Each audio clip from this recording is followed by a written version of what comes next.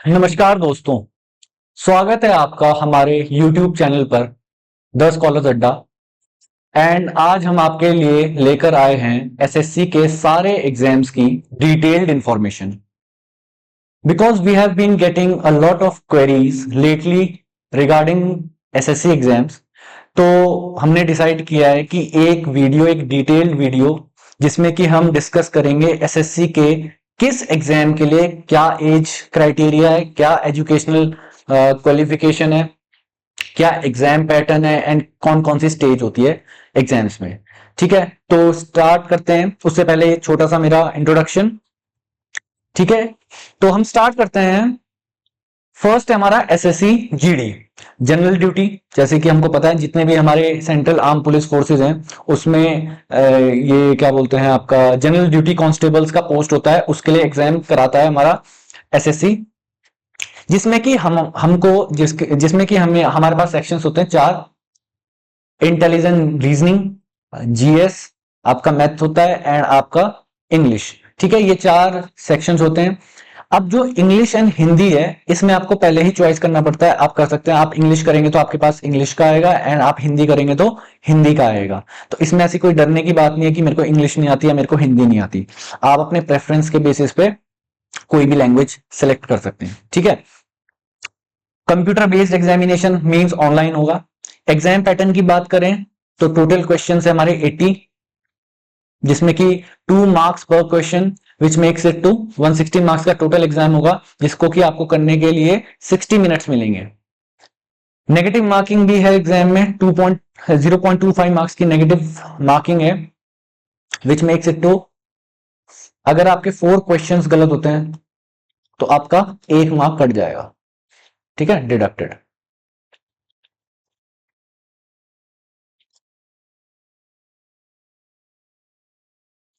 Eligibility की बात करें, एज 18 टू 23 ईयर्स।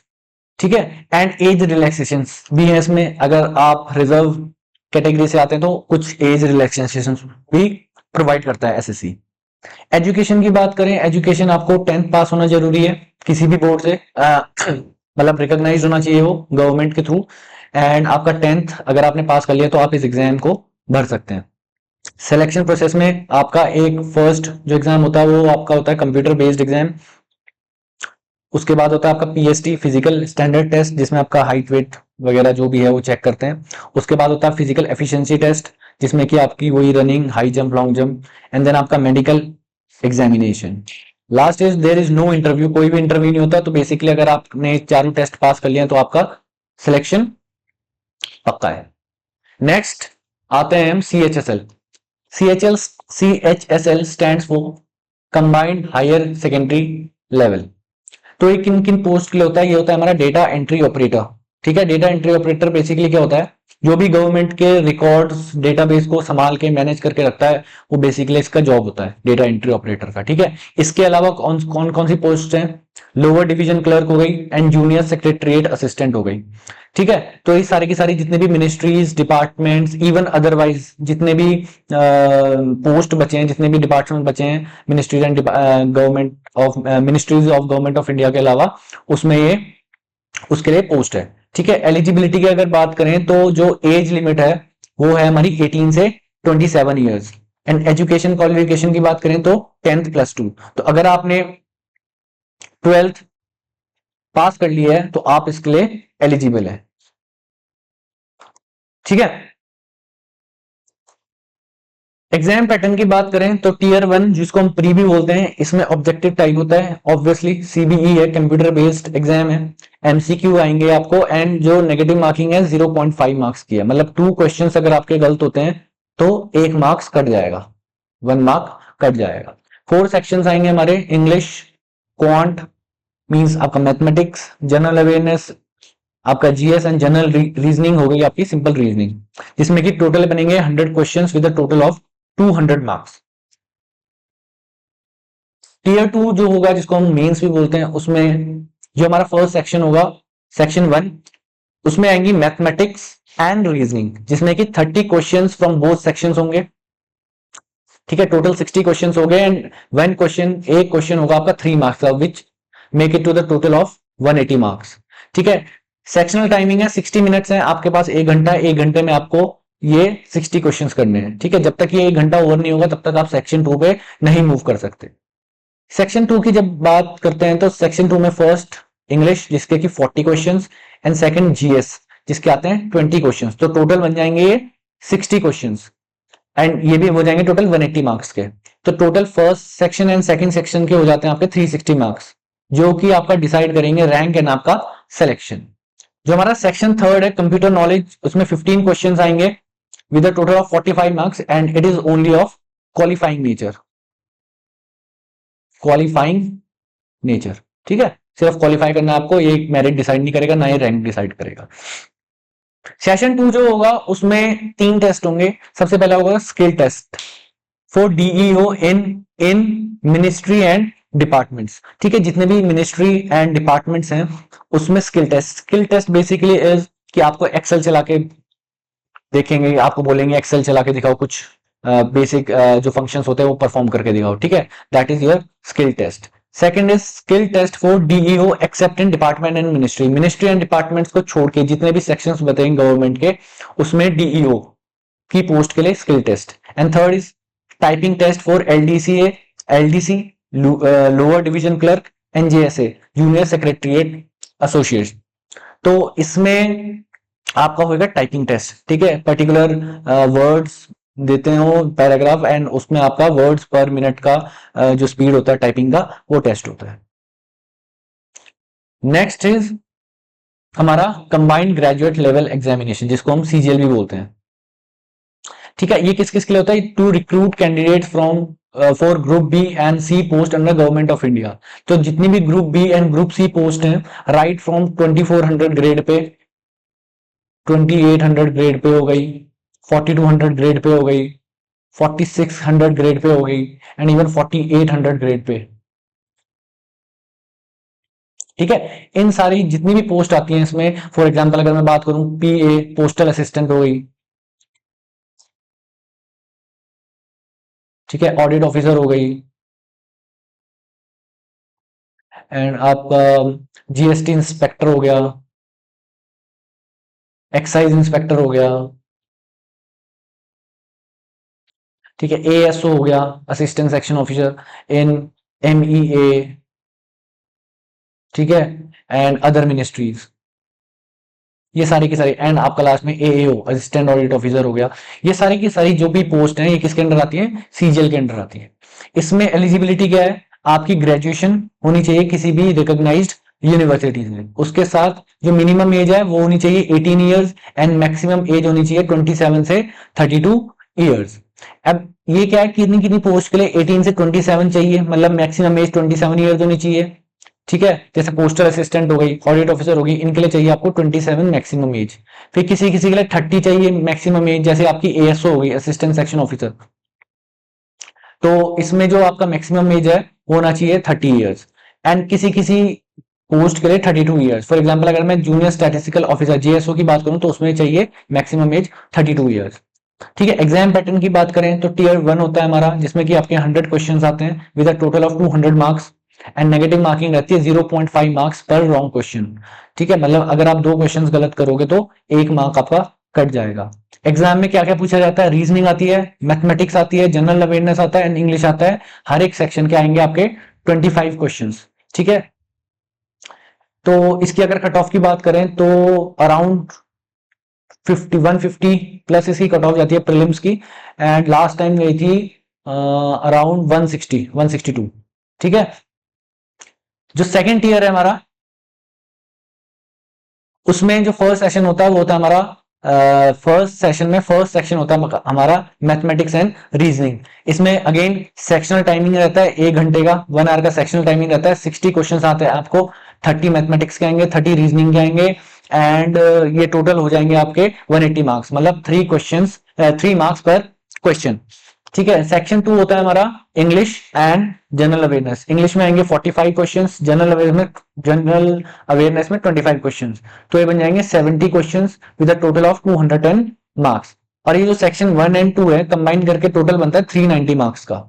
एंड 390 में से ही, इन दोनों सेक्शंस में से ही आपका रैंक एंड आपका फाइनल रिजल्ट डिसाइड होगा।